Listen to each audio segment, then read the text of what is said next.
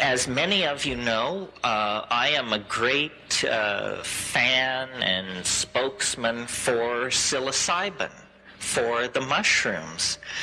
The mushrooms that I am so stoked on were discovered in 1953 by Gordon and Valentina Wasson in Huautla, discovered in 53, made absolutely Schedule I illegal in 1966. 13 years was the window in which Western civilization had to study this compound and figure out what it was for. And they were just beginning to focus upon it when it was made illegal. LSD, discovered in 37, not brought into the scientific literature until 48, not generally available even in the laboratory until 1950, made totally illegal in 1966. 16-year window. Think about the fact that when LSD was legal, psychiatrists, professional researchers were consistently reporting cures of chronic alcoholism with one 500 gamma dose. One dose. Cure, like a 50% cure rate without recidivism for chronic alcoholism.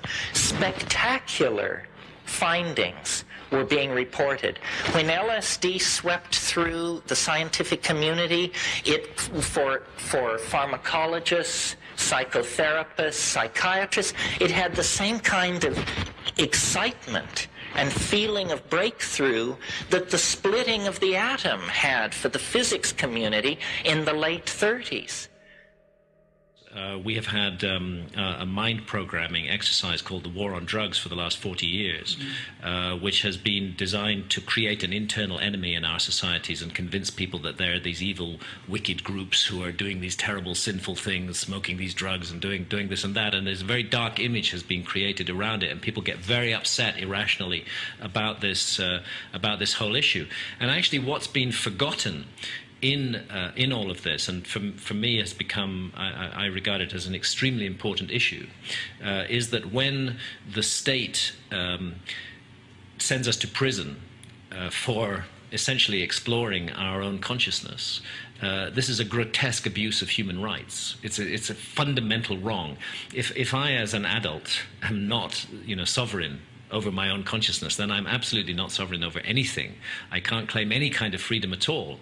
And what has happened over the last 40 or 50 years under the disguise of the war on drugs is that we have been persuaded to hand over the keys of our consciousness to the state. The most precious, the most intimate, the most sapient part of ourselves, the state now has the keys. And furthermore, they've persuaded us that that's in our interests. This is a very dangerous situation. One of the things that always freaks me out is the people's inability to even consider that there's a difference between a psychedelic experience on drugs and a drug that's going to ruin your life. Yeah, they're not even interested in considering that possibility. There's two different. It's like the same thing. It's like someone resisting. Definitely, and that again, that's the result. Let's remember that programming funded with our money.